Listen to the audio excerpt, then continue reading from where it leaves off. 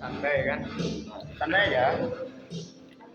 Hari Minggu berarti tanggal 28 ya. 28 November 2021. 2021 Bulan 11 dari ujung berarti ya. ya, ujung 2021 itu Ya. 2021. Mang, Ya. kebetulan Abang kan salah satu pengurus Liga Katulistiwa ya, Pejuang lintas Katulistiwa. Iya. Liga buruh ya, Serikat Pekerja Serikat Buruh Kabupaten Bengkayang ya. Kabupaten Nah, Bengkayang. kalau kita melihat dari sisi rujukan di Dewan Pengupahan Pusat Ya. sampai ke provinsi dan kabupaten ini kan sudah ditetapkan ya oleh pemerintah di tahun 2002 oleh 2021 Iya. untuk 2022. ya 2022 lah. Dan ini kan sudah akhir tahun Ya. bulan 11 ini. Nah, kalau kita lihat, kita pelajari dari surat edaran Menteri ini ya, Ya. di tahun 2001 untuk kedepannya 2002 ini Ya. untuk penetapan upah buruh ini, tanggapan Bang Kus ini gimana Bang Kus ke depan? Apakah ini sudah final atau ada pengurangan atau ada tambahan gitu? Kalau menurut surat edaran Menteri kan nomor B strip M garis miring 388 kan, 2021. Jadi pengupahan ini memang sudah diatur semua. UMP upah minimum provinsi, UMK upah minimum kabupaten. Tapi kita secara untuk mensosialisasikan, jadi yang namanya UMP atau UMK bukan untuk buruh yang sudah bekerja 1 tahun lebih, tapi UMP atau UMK ini untuk buruh yang di bawah dari 0 sampai 1 tahun kan? Kalau yang 1 tahun lebih kan untuk diupah jenjang. diubah jenjang. Kalau dia bekerja misalnya sampai 20 tahun di sebuah perusahaan, itu ditetapkan di dalam Dewan Pengupahan tahun 2002 atau itu prestasinya gimana? Kira-kira ini menyangkut prestasi juga ya? Ini prestasi ini, makanya perlu serikat pekerja serikat buruh untuk memperjuangkan supaya buruh ini sejahtera. Jadi perlulah serikat pekerja serikat buruh. Jadi untuk mensejahterakan, termasuk untuk pengupahan. Jadi daya kita lah, daya kerja kita dari 1 tahun sampai 5 tahun berapa kan gitu. Ada tahapan-tahapannya. Iya. Pak. Jadi Ada kita- tahapan ada pertama, tahapannya. kedua, ketiga, apa? Ya, jadi misalkan kita kerja 1 tahun, kalau yang 0 sampai 1 tahun kan sudah ditetapkan pemerintah. Nah, untuk yang 1 tahun, 5 tahun, 10 tahun, 15 tahun, kita perlu ada negosiasi sama perusahaan. Gitu. Itu kan di masa jenjang kerja ya. Ya, Artinya dia dari 0 bulan sampai seterusnya ya, Ya. sampai 10 tahun. 0 bulan sampai 1 tahun ditetapkan pemerintah.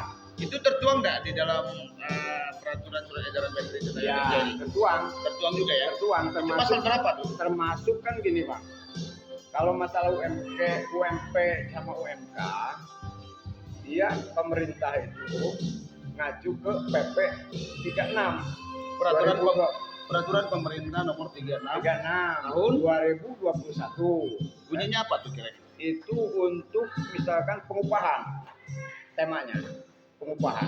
Jadi membahas pengupahan, termasuk untuk penetapan pengupahan itu kan diatur semua di situ.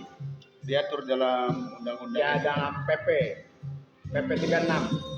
Kebetulan kan kemarin tuh sesuai dengan surat edaran Kementerian Tenaga Kerja Republik Indonesia kepada Gubernur dan Bupati Wali Kota se-Indonesia itu, ini di masa penetapan 2001 menuju ke 2002 ini Kabupaten Bengkayang kemarin tuh rapat juga ya dari Disnakernya ya. Ya. Nah, Anda kan salah satu pengurus, gimana? Ada diundang atau gimana? Apa alasannya?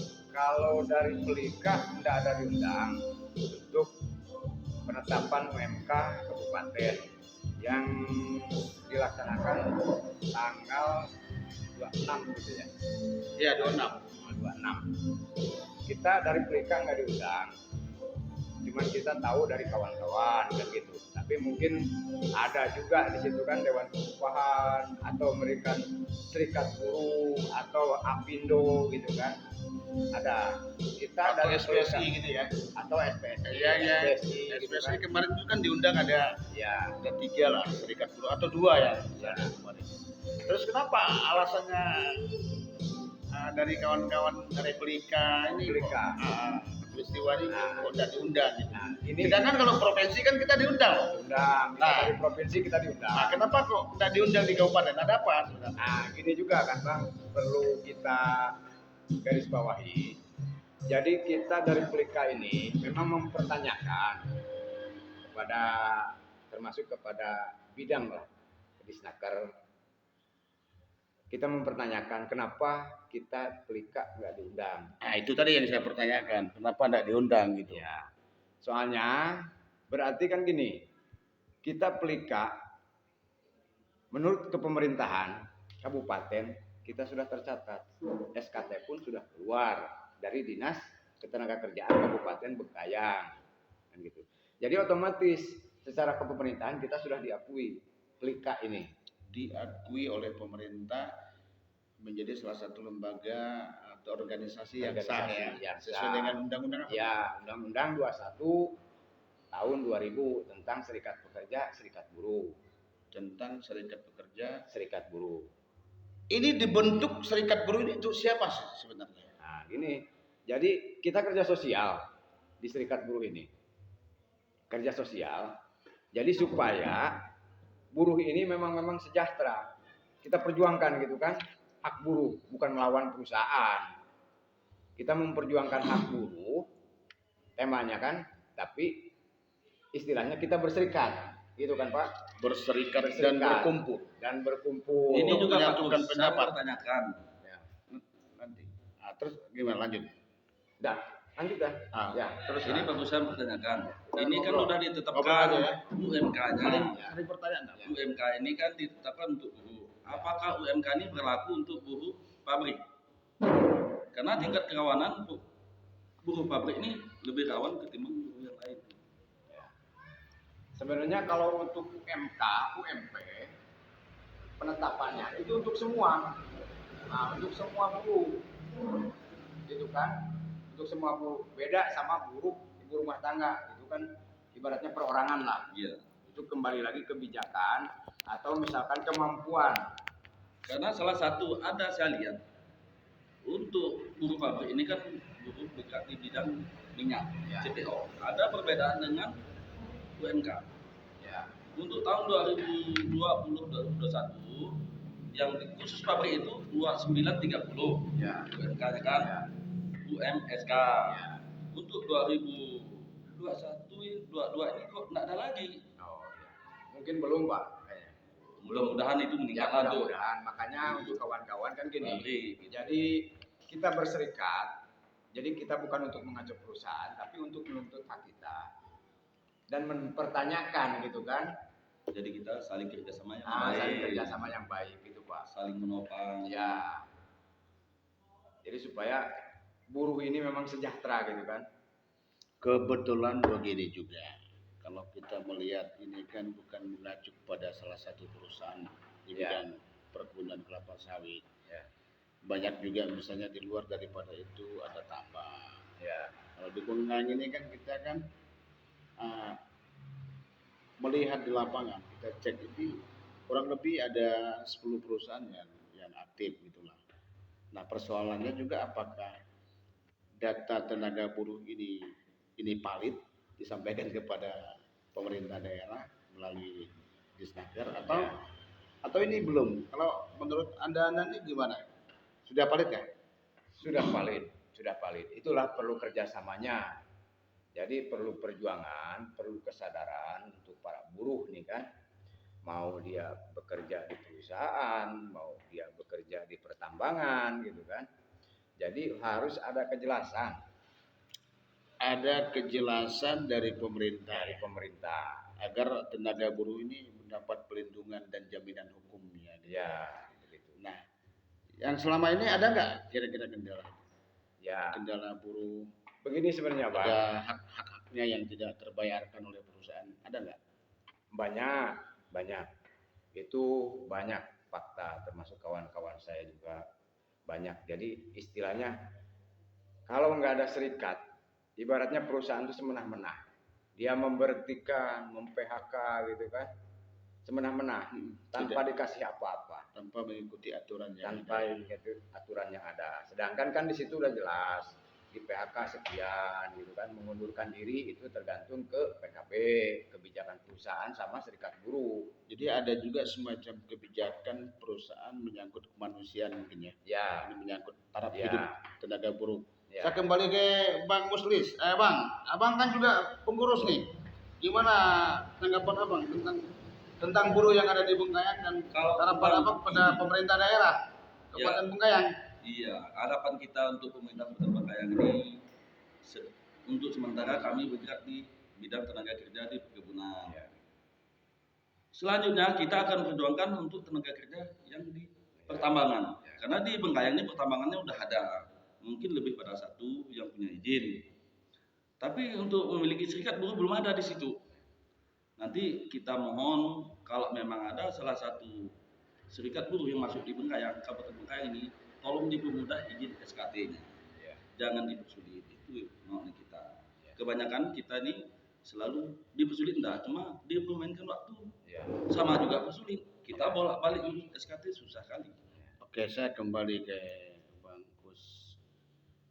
Bang Gus, buruh ini kan merupakan aset negara. Ya. Ya, kalau saya melihat dari hitung-hitungan dari undang-undang ini ya, khusus Ya. peraturan pemerintah dan undang-undang dari Dewan Pengupahan Ya. kan, kita dihitung dari taraf hidup kebutuhan ekonomi Ya. kita. Nah, kalau kita menyangkut dari taraf hidup ekonomi, terkadang kan berapapun gaji kita juga tidak cukup. Cuman persoalannya terkadang ini miss antara organisasi dengan pemerintah ini kadang-kadang miss. Nah, bagaimana pesan abang kepada pemerintah daerah ke depan agar kita selalu komunikasi yang baik, kita kerjasama yang baik, dibuanglah ada rasa ini atau rasa dengki atau rasa ketidaknyamanan dengan salah satu pengurus misalnya kalau ada terjadi seperti ini. Selama ini kan kita juga siap untuk mendukung pemerintah. Ya. Kira-kira harapannya gimana? Kita begini, Pak. Kalau kita ibaratnya hidup di Indonesia, kita semua diatur undang-undang kan. Siapapun dan harus taat dan patuh kepada undang-undang. Gitu kan. Soalnya semua sudah dibikin, termasuk kita jadi pengurus serikat buruh nih, serikat buruh, serikat pekerja, semua udah diatur. Jadi tatanan negara kita memang dari presiden. Untuk mengatasi buruh ada Kemenaker. Nah, gitu. Kemenaker berarti membantu presiden untuk pengawasan ke tenaga kerjaan. Kemenaker pusat kan. Sekarang Kemenaker ada juga di provinsi, di Snaker kan, atau Wasnaker untuk pengawasan, membantu gubernur untuk mengawasi ke bidang buruh, tenaga kerjaan. Sekarang balik lagi ke kabupaten, turun lagi. Ada di Snaker kabupaten, itu membantu bupati untuk mengawasi buruh. Nah, jadi pesan saya ke pemerintah, jadi supaya betul-betul, walaupun keterbatasan misalkan, keterbatasan pengurus atau pekerja di Disnaker, jadi tolong bisa pengawasan ini optimal lah, gitu kan? Pengawasan terhadap buruh. Pengawasan terhadap buruh. Ya ini kan berkaitan dengan hak asasi manusia. Kalau kita kembali pada gaji ini juga kan. Nah, tadi kan saya katakan buruh juga merupakan aset negara. Dan dihitung secara per kapita. Kan kita juga bayar pajak. Ya gitu, kebutuhan sembako saat ini juga mahal. Cuman terkadang yang menjadi suatu kendala itu kan ketika ada masalah perusahaan, ada masalah buruh dalam perusahaan, kepada siapa kira-kira mengadu? Karena organisasi ini ada nih. Kepada siapa tuh Mengadunya pada gini siapa? kan. Jadi mekanismenya gini, serikat pekerja, serikat buruh. Makanya perlunya berserikat. Jadi dikala anggota ada bermasalah gitu kan. Mau dia bermasalah berat atau ringan, kita koordinasi sama pengurus serikat. Nah, nanti pengurus serikat bisa menyelesaikan tahapannya, mau dengan perusahaan. Kalau selesai dengan perusahaan secara bipartit, berarti nggak naik secara tripartit, menurut undang-undangan gitu, menurut peraturan pemerintah. Kalau misalkan tidak selesai bipartit, berarti tripartit ke Disnaker. Kita mengadukan ke Disnaker tripartit antara serikat pekerja, perusahaan dan pemerintah. Itu bang. Gitu. Silakan kita ini bertanya. Oke. Ya gini juga Pak Kus ya. Tanya ke saya juga, baru tanya ke saya. Jangan fokus ke dia. Mungkin ilmu yang dia miliki, kita juga ada sedikit memiliki gitu. Jangan fokus ke dia, hasil lagi diserang. Gini, Pak Aso. Pendapat Pak Aso. Pak Aso, menurut pendapat Pak Aso untuk menyikapi perusahaan yang ada di Kabupaten Bangkayan. Kedepannya kita harus setiap perusahaan kita merambah dengan serikat pekerja. Sekarang yang belum untuk di pertambangan. Jadi bagaimana langkah ke depan Bang Aso untuk membawa anggota serikat supaya bisa memiliki masa depan yang cerah khusus tenaga kerja yang ada di pertambangan. Begini juga, jadi organisasi yang terbentuk ini kayak SBSI atau seperti Pelika ini harus aktif. Termasuk SBSI. Pengurusnya juga harus aktif, ya, harus agresif. Kita harus bekerja, harus aksi di lapangan. Kita data. Berapa sih tenaga buruh yang di bidang perkebunan kelapa sawit? Misalnya, salah satunya di Dalmet misalnya, atau di PT Jo, itu harus dicek benar-benar. Kita bekerja. Lalu yang kedua juga kita merambah pada pertambangan. Ini kan bagian daripada kita juga ya sebagai salah satu pengurus. Nah, tapi tidak terlepas dari kerjasama pemerintah. Sekarang kan penegasannya kan ada di pemerintah, tentulah pemerintah. Kuncinya ada di situ. Makanya kan ada, saya bilang, untuk menata negara ini kan sebagai panglima tertinggi itu kan presiden. Terus bantu presiden ini ada menteri-menteri.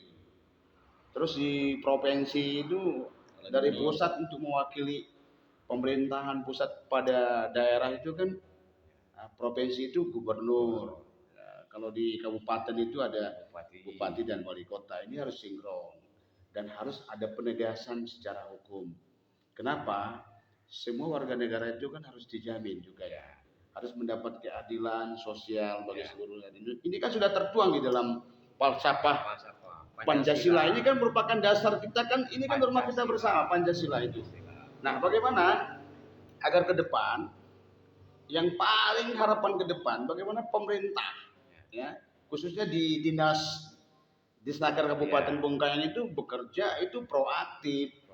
Ya, melayani itu dengan hati dan nurani. Untuk pengawasan juga ayo sinergi. Jangan ada iri, jangan ada dengki, jangan ada kebencian. Buanglah ada rasa-rasa yang tidak enak. Ini kan demi kemajuan. Gini juga Pak So. Jika memang kita masuk suatu perusahaan membawa organisasi serikat buruh, perusahaan itu menolak kita, langkah apa yang kita harus lakukan? Tindakan kan ada kepada pemerintah. Makanya saya minta sikap tegas pemerintah menindak perusahaan-perusahaan yang nakal. Katakanlah banyak investasi atau mafia investasi yang masuk di daerah itu untuk membayar pajak itu kan harus ada kejelasan. Misalnya kalau perusahaan misalnya salah satu ketika kita mendapatkan konsensi 4.000 hak guna usaha di luar daripada 4.000 itu kan tidak boleh. Nah, sekarang kan banyak penyimpangan, banyak hak-hak masyarakat juga mungkin yang tidak diketahui dijual, perusahaan menambah konsensi. Penegasannya itu ada di kepala wilayah, misalnya bupati atau perizinan atau BPN. Nah, ini juga terkadang.